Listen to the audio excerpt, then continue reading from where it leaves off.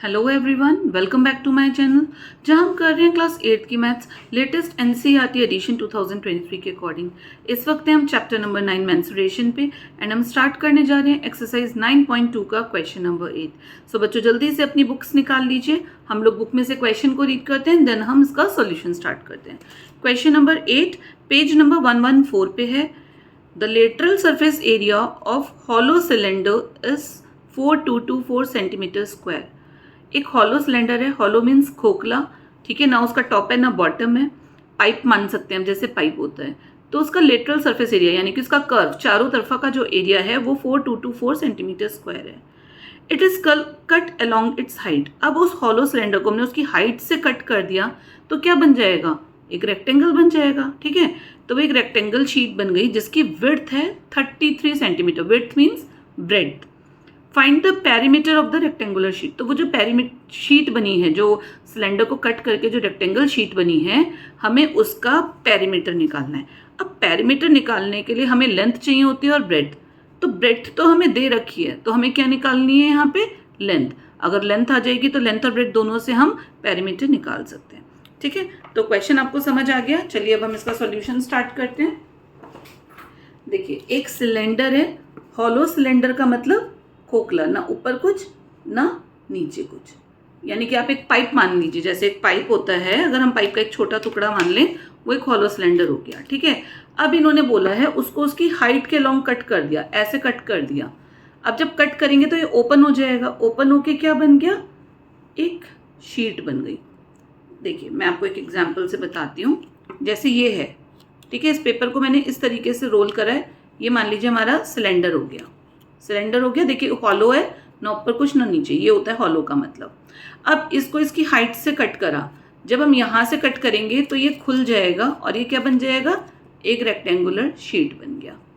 ऐसे इसको रोल करा, ये सिलेंडर बन गया। इसको हाइट मीन्स लंबाई पे से कट करा तो ये बन गया एक रेक्टेंगुलर शीट। अब इस रेक्टेंगुलर शीट को हमारे को पेरीमीटर निकालना है, यानी कि लेंथ और ब्रेड्थ का सम ऑफ ऑल द 4 साइड्स। तो हमारे को ब्रेड्थ दे रखी है, हमारे को लेंथ निकालनी है। ठीक है, अब हम देखते हैं हम कैसे करेंगे। देखिए यहाँ पे क्वेश्चन में हमारे को क्या दे रखा है, क्वेश्चन में हमारे को दे रखा है lateral surface area of cylinder.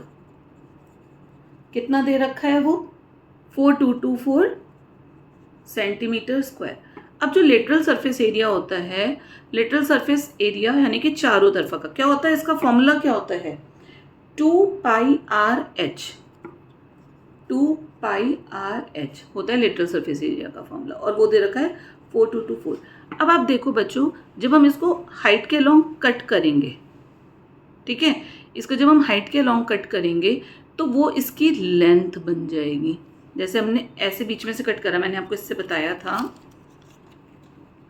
ये सिलेंडर था, हमने इसको यहाँ से जब कट करा, ये ऐसे खुल गया और ये खुल के ये इसकी लेंथ हो गई, ये इसकी ब्रेड्थ हो गई। ब्रेड्थ हमें दे रखी है, लेंथ क्या हो जाएगी, ये देखिए।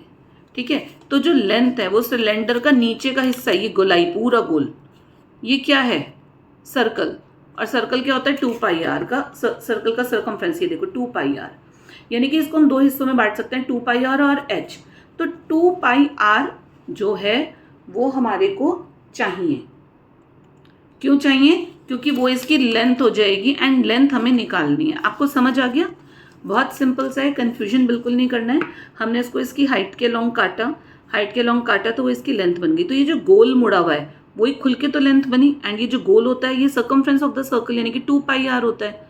तो बस हमें 2πr, हम सबकी वैल्यूज नहीं डाल के कुछ गड़बड़ नहीं करेंगे यहाँ पे, हम इसको अलग रखेंगे, पाई की वैल्यू नहीं डालेंगे, पूरे की एक साथ निकालेंगे, क्योंकि क्वेश्चन में हमारे को वही चाहिए। सपोज आप आर की निकालो, फिर आप आर से लेंथ निकालो, वो बहुत कॉम्प्लिकेटेड हो जाएगा, इसलिए सिंपलेस्ट करना है। और हाइट हमारे को कितनी दे रखी है सिलेंडर की, आप बुक में से देख सकते हैं 33।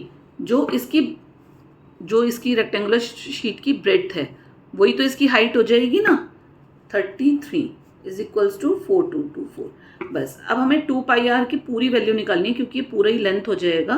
तो इस 33 को हम इधर ले आएंगे डिवीजन में, 4224 अपॉन 33। ठीक है, जब हम 4224 को 33 से डिवाइड करेंगे बच्चों हमारी 2πr की वैल्यू आएगी, यानी कि एक तरीके से सिलेंडर का सर्कमफ्रेंस नीचे का, एंड जो सर्कमफ्रेंस है वो ही रेक्टेंगल की लेंथ है।